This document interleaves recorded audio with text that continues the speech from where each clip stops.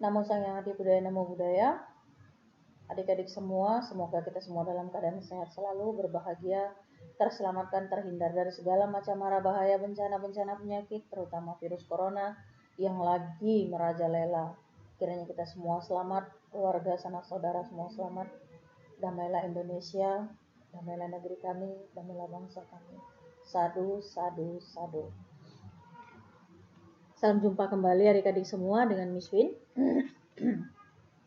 Hari ini Miss Win telah menyediakan satu materi untuk adik-adik semua, Hari Uposatha. Nah, sebelum Miss Win jelaskan tentang Hari Uposatha, kita akan sama-sama tahu ada beberapa hari-hari besar dalam agama Buddha. Misalkan di hari Waisak, kita memperingati 3 peristiwa suci di mana Buddha lahir, Buddha mencapai penerangan sempurna dan mencapai Mahaparinibbana atau wafatnya Buddha. Kemudian di sisi lain ada lagi yang namanya Hari Asada. Hari Asada adalah memperingati awal mula pertama sekali Buddha memberikan wejangan Dhamma kepada 5 petapa suci di mana? Di Taman Rusa Isipatana. Nah, kemudian yang ketiga ada lagi yang namanya Hari Katina. Hari Katina adalah hari memperingati di mana kita semua menghargai Sangha sebagai pembimbing kita yang melestarikan Dhamma itu sendiri. Nah, selain daripada 3 hari utama tersebut, ada lagi hari-hari besar umat Buddha yang mungkin kita kurang pahami. Hari ini Miss Win ingin memberikan satu penjelasan tentang Hari Uposatha.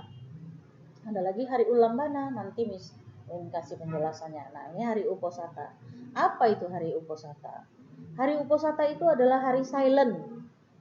Kenapa Miss bilang hari silent? Hari silent, hari dimana kita itu dibimbing untuk silent.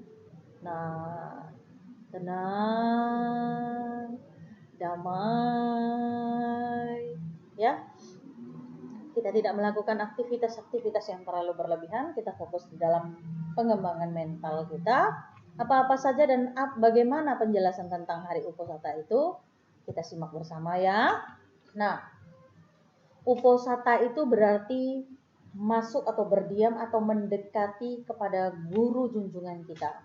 Dalam hal ini terhadap sila itu sendiri yang ada di dalam diri kita yang diajarkan oleh guru junjungan kita. Nah, Hari Uposatha merupakan hari di mana umat Buddha melakukan perenungan, pengamatan yang sebenarnya itu sudah dilakukan sejak lama oleh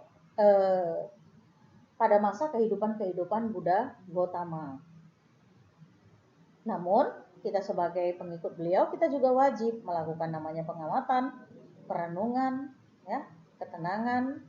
Kita nggak bisa mencapai spiritual ataupun kebatinan yang memiliki etika moral yang baik kalau kita tidak masuk di dalam pemahaman kita, pengamatan kita terhadap diri kita sendiri, introspeksi diri kita sendiri.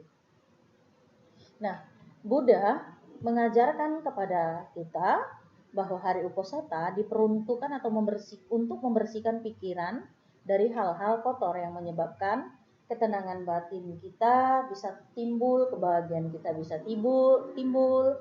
Kemudian sebenarnya hal ini selalu dilakukan oleh para upasaka-upasika atau biku-bikuni. Upasaka-upasika itu yang seperti kita, umat perumah tangga yang menjalankan sila. Kita nggak bisa bilang kita ini umat awam seperti biasa. Kalau kita sudah mengakui kita mengikuti atau berlindung kepada Buddha Dhamma Sangha, artinya kita adalah umat Buddha atau upasaka-upasika yang wajib menjalankan sila. 5 sila itu harus dijalankan. Apalagi di hari Uposatha. Di hari Uposatha itu adalah hari yang khusus seperti puasa begitu. Kita menjalankan sila itu dengan lebih maksimal lagi. Kata Uposatha berasal dari bahasa Sanskerta yaitu Upapasatha yang mengacu pada hari puasa. Nah, tadi kan Miss Win bilang puasa. Sama seperti di agama lain punya puasa, kita juga punya puasa. Kita kan selama ini nggak kenal puasa kita seperti apa. Apakah puasa kita itu sebelum Imlek? Atau kalau orang India sebelum Dipawali? Atau bagaimana? Nah, puasa dalam agama Buddha itu adalah menjalankan sila di hari-hari khusus dengan lebih maksimal lagi, misalkan di hari Uposatha ini. Nah, adik-adik semua kita harus tahu, yang namanya Uposatha itu ditetapkan Buddha Gautama atas permohonan seorang raja yang bernama Raja Bimbisara. Dan Buddha menginstruksikan kepada para biku dan para bikuni untuk memberikan ajaran dhamma kepada penduduk di hari tersebut. Buddha juga menginstruksikan kepada murid-muridnya untuk mengulangi patimokkha. Nah, patimokkha itu adalah 227 peraturan yang dijalankan oleh seorang sangha atau biku. Nah, pada saat Uposatha ini mereka mengulang kembali 227 aturan yang diberikan untuk mereka. Nah, sampai saat ini patimokkha itu masih berlangsung, bahkan di pagi hari seorang biku bangun tuh kira-kira pukul jam 4 pagi loh. Mereka mengulang kembali yang namanya patimokkha, kemudian mereka bermeditasi. Begitu juga kita sebagai seorang upasaka-upasika ataupun umat-umat rumah tangga, kita menjalankan sebagian dari itu, yaitu 5 sila kita. Nah, kalau hari Uposatha nanti ada tambah 3 sila lagi. Kita simak dulu bersama kelanjutannya. Oke. Kemudian Uposatha ini ada sutanya, Uposatha Sutta. Uposatha Sutta ini adalah 3 jenis teknik Uposatha. Kita simak dulu. Bagaikan penggembala sapi yang berpikir, hari ini sapi-sapi menjelajahi daerah ini dan daerah itu, minum di daerah ini, minum di daerah itu, kemudian besok sapi-sapi akan menjelajahi daerah ini lagi, daerah itu lagi, minum di sana, minum di sini. Demikianlah pula, hai Wisaka, ada seorang penggembala Uposatha namanya berpikir demikian juga.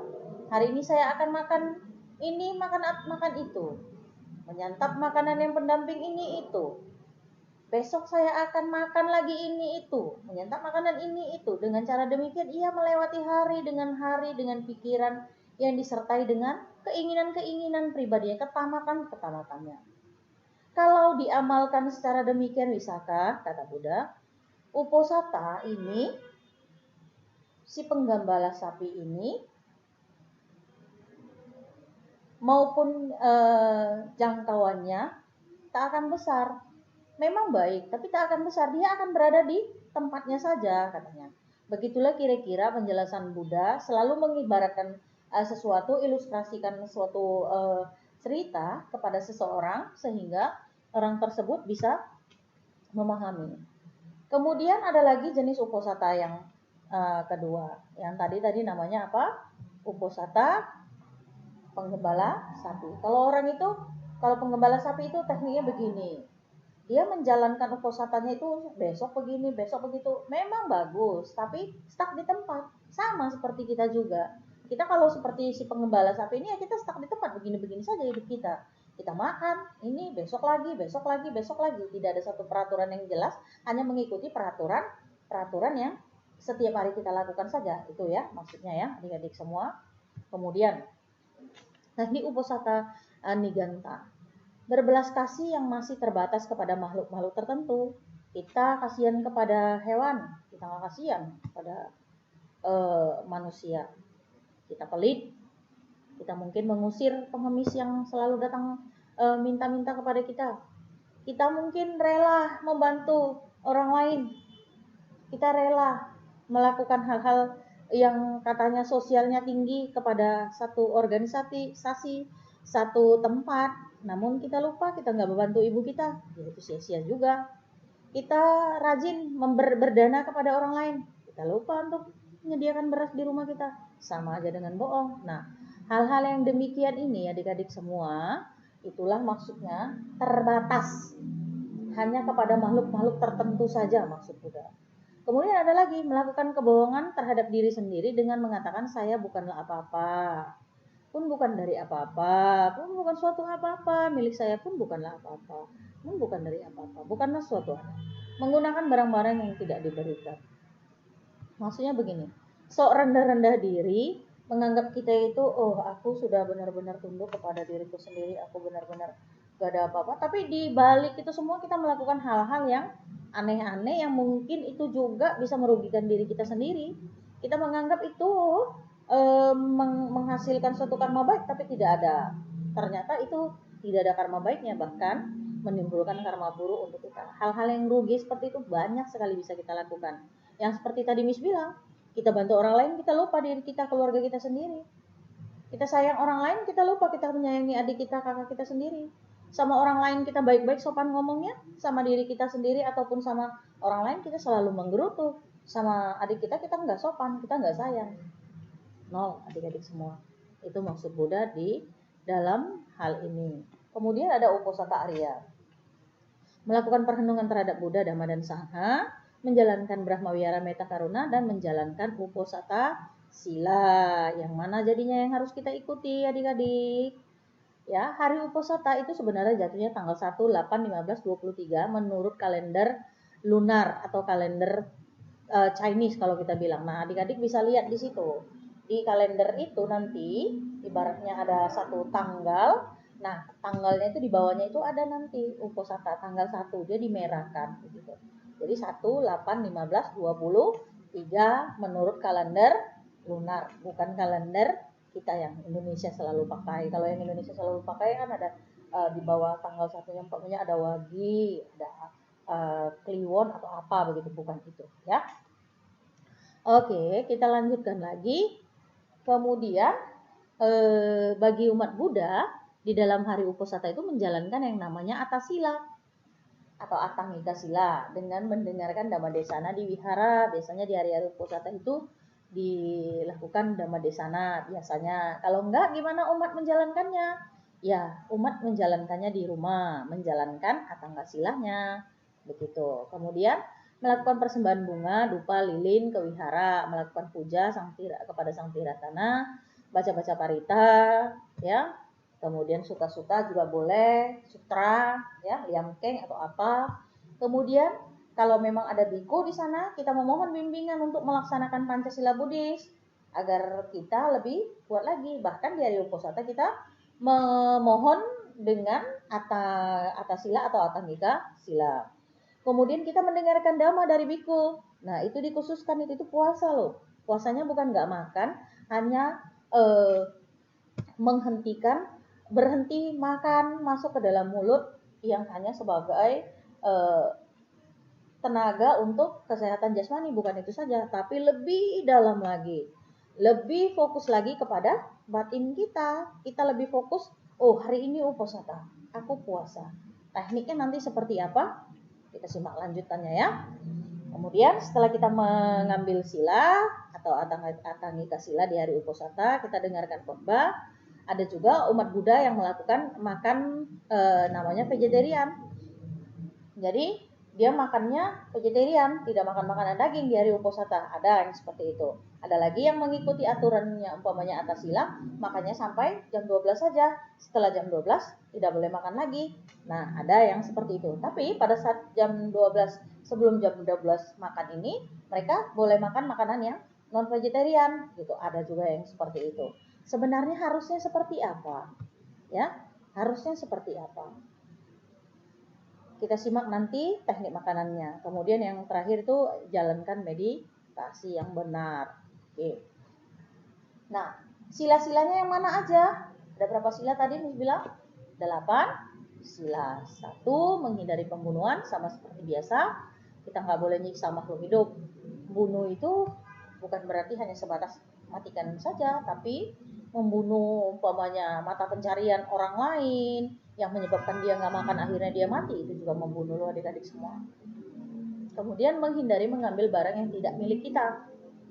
Di hari itu kita upayakan meskipun mungkin sehari-harinya kita sudah menjalankan 5 sila, di hari itu kita upayakan lebih maksimal lagi untuk sadar untuk tidak menyentuh barang orang lain tanpa permisi. Menghindari hubungan seks. Nah, dalam hal ini ketika orang itu sudah menikah, suami dan istri, mereka juga tidak boleh bareng, tidak boleh melakukan hubungan. Menghindari berbohong atau berbicara kasar, memfitnah, berbicara tidak benar, itu semua harus dihindari. Menghindari makanan atau minuman yang mengurangi namanya kesadaran, itu sampai situ udah tahu ya. Nah, tambahannya itu dia tadi. Menghindari makan sesudah setengah hari. Artinya jam 12 lewat kita tidak boleh makan lagi. Kita hanya makan berhenti sampai jam 12. Jadi sekitar jam 11 lewat sudah mulai makan, atau jam setengah 12, jam 12 teng udah tidak boleh makan apapun lagi. Kemudian ada lagi menghindari menari. Kita nggak boleh masuk dalam hiburan-hiburan, bermain-main, lompat-lompat, joget-joget, memakai kosmetik, memakai perhiasan, bunga-bungaan, wangi-wangian di tubuh kita tidak. Kita puasakan diri kita. Tampil natural dalam segala hal dan berhenti untuk hal-hal yang menyenangkan. Kemudian yang terakhir adalah menghindari duduk atau tidur di tempat tidur yang tinggi. Kenapa ya? Kenapa nggak boleh pakai lipstik ya? Kenapa nggak boleh berdandan ya? Di hari itu kita benar-benar fokusnya kepada batin kita, jasmani kita apa adanya saja. Dengan apakah bisa kita tampil di depan orang lain, misalkan tanpa lipstik, tanpa berdandan seorang wanita. Kalau ditanya lo ini hari kok kusam banget, bukan berarti kusam dengan tanpa lipstik, tapi kita benar-benar memiliki semangat, benar-benar fokus, meskipun kita tidak berdandan. Bukan berarti tidak sisiran, kerapian harus tetap rapi. Cuman yang namanya kita pakai parfum nggak boleh pada hari itu. Kita tidak, artinya apa? Buddha ingin mengajarkan kita untuk tidak terikat dengan hal-hal seperti itu, sehingga kita tidak larut dengan keterikatan itu loh maksud Buddha loh. Ya, Buddha mengajarkan kita untuk tidak santai tidur, duduk di tempat yang nyaman. Sofa itu kan tinggi nyaman. Kalau yang pendek-pendek itu tempatnya kan agak sedikit kurang nyaman. Buddha menginginkan kita untuk bisa stabil dimanapun kita berada. Buddha ingin menunjukkan kalau kalian itu berada di segala kondisi, kalian harus bisa. Itu maksudnya. Buddha juga mengajarkan kita untuk makan lewat dari sebelum jam 12, lewatnya enggak. Untuk apa? Buddha ingin mengajarkan kita dari segala macam kondisi, maupun kenyang, lapar, kita tetap penuh dengan kesadaran. Itu maksudnya loh. Ya, adik-adik semua ya. Semoga paham ya dengan apa yang Muswin sampaikan. Nah, manfaat menjalankan uposatha. Manfaat menjalankan uposatha ini adik-adik, kita pasti akan punya keyakinan yang luar biasa besar kepada Buddha, Dhamma, dan Sangha. Kemudian paramita atau kebajikan dan keluhuran kita ini akan berkembang. Otomatis pola pandang kita ini akan stabil, akan seimbang. Kita nggak akan pernah memikirkan kebenaran kita itu aja lah yang, wah itulah yang paling hebat, itulah yang paling the best. Kita bertahan dengan kebenaran kita, sementara mungkin kebenaran kita itu membuat orang lain itu nggak nyaman. Artinya kebenaran kita pada saat itu nggak penting buat orang lain. Nyambung? Nah, kondisi-kondisi kebenaran itu biarlah menjadi kebenaran yang seperti apa adanya, sesuai dengan Dhamma. Ketika kondisi itu kemungkinan membuat orang lain tersiksa, biarlah mereka menganggap itu, namun di dalam diri kita tidak melakukan hal-hal yang tidak nyaman itu. Artinya kita tidak menyiksa batin kita, jiwa kita atau rohani kita. Itu yang paling penting, yang pertama. Next, selanjutnya. Kemudian indera kita terkendali, kita waspada. Kita nggak akan pernah mau mendengarkan gosip-gosip. Mulut kita ini akhirnya ketika kita mau membicarakan orang lain, ops, nggak penting. Bukan hanya sebatas di hari uposatha ketika kita menjalankan puasa tersebut, tapi next time-nya di hari-hari biasanya kita pun kayaknya itu bukan kita deh, kayaknya itu bukan urusan kita deh. Sehingga kita bisa memilah apa yang harus kita keluarkan dari mulut kita, apa yang harus kita dengar dan kita salurkan ke kepala kita ini, yang merupakan biang kerok daripada segala macam pikiran-pikiran yang bisa membuat kita kalut dan senang. Semuanya di situ. Jadi kita nggak usah memasukkan hal-hal yang nggak penting, dan kita nggak bisa mengeluarkan hal-hal yang nggak penting dari mulut kita. Itu sebenarnya yang puasa yang paling penting. Bukan hanya sebatas menjaga apa yang masuk ke dalam mulut kita. Sudah. Oh, aku sudah menahan laparku. Bukan itu saja. Buddhism lebih dalam lagi. Buddhism lebih mengajarkan untuk masuk di dalam kesadaran. Murnikan kebijaksanaan, ya, murnikan kebijaksanaan. Kemudian kita akan mengendalikan indera kita. Kita bisa mengendalikan indera kita. Kita nggak akan pernah sembarangan untuk nonton sesuatu kalau kita indranya terjangkau. Indra kita benar-benar penuh dengan ketertiban, disiplin. Indra kita pun perlu disiplin, Dek. Mata kita ini mau ngelihat apa aja, kita buat disiplin itu. Dari mana datangnya disiplin itu? Dari pengembangan diri kita, termasuk di dalam puasa atau uposatha kita itu. Jelas ya? Oke, adik-adik, selanjutnya apalagi yang didapatkan manfaatnya? Kita akan merasakan puas. Manusia itu nggak ada puasnya. Dapat satu minta dua, dapat dua minta tiga. Sudah juara satu mau juara umum. Benar? Ya kan? Tidak ada puasnya. Nah, kalau kita benar-benar melatih diri, dia akan stabil, seimbang dalam diri kita.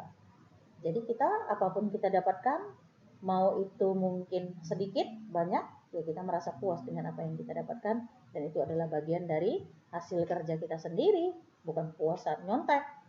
Ya, adik-adik ya. Kepuasan itu beda, dia akan muncul. Indra kita ini akan benar-benar lebih jeling, lebih tanggap, ya, lebih tanggap. Sehingga kita tahu, oh, udah memang inilah sesuai dengan apa yang kulakukan. Gitu ya. Hati kita menjadi damai dan kita penuh dengan sukha ataupun bahagia. Kita akan damai. Damai itu bukan berarti orang lain semua damai terus kita itu mengorbankan diri kita saja, mengorbankan diri kita, tapi hati kita juga merasakan kedamaian yang sama, kedamaian yang seimbang, sehingga itulah yang disebut sebagai kebahagiaan.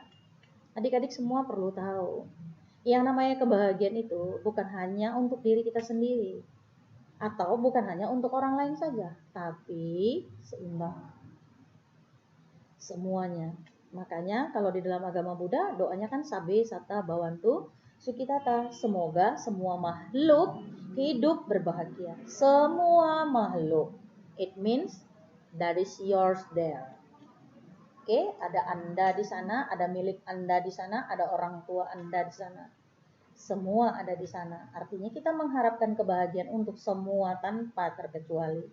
Tampak tak tampak, ya, halus, kasar, besar, kecil, mati, hidupkah dia atau apa, semua kita anggap, kita harapkan memiliki satu kondisi kebahagiaan. Ya, adik-adik semua. Selanjutnya. Nah, ini penting. Sedikit aja. Full moon Uposatha Day names, ya. Kalau di Januari dalam bahasa Palinya nanti ada Pusa, ada namanya ini nanti ini perlu pembelajaran, ya, perlu pembelajaran. Kemudian Februari, Maret, April ada namanya bulan Maga, ada Paguna, ini ada yang harus dilakukan. Inilah hari-hari besar yang penting, di mana hari-hari ini terjadi pada saat kondisi full moon. Oke, full moon. Nah, uposatha ini pun ya 1, 8, 15, 23 ini juga ada di dalam ini semua. Kapan uposathanya? 1, 8, 15, 23. Kalau Chinese bilangnya ada dua aja ya, Seit dan Jatgo. 1 dan 15-nya saja. Jadi adik-adik bisa belajar dengan sebaik mungkin. Adik-adik juga bisa mengkondisikan dhamma sebaik mungkin. Karena kalau sehari-harinya nggak mungkin kita melatih diri untuk vegetarian, mungkin dari uposatha kita bisa melatih diri vegetarian, atau sebaliknya kalau hari biasa kita nggak mungkin makannya cuma setengah hari doang, sementara mungkin jam 2 perut kita udah keroncongan, kita di hari uposatha ini bisa melatih diri, bisa memahami, oh orang susah itu ternyata seperti ini. Kondisi lapar itu begini ya, kesadaran kita masuk ke dalam diri kita sendiri, oh ini seperti ini adanya. Oh, tubuh saya mengalami hal seperti ini ketika kita tidak makan. Tubuh kita mengalami hal seperti ini ketika makanan vegetarian saja yang masuk. Kita bisa mengintrospeksi diri kita sehingga indera kita lebih hidup lebih aktif lagi ya. Demikian tentang hari uposatha. Nanti Miss jelaskan tentang ulambana. Terima kasih. Namo Sang Hyang Adi Budaya. Namo Buddhaya.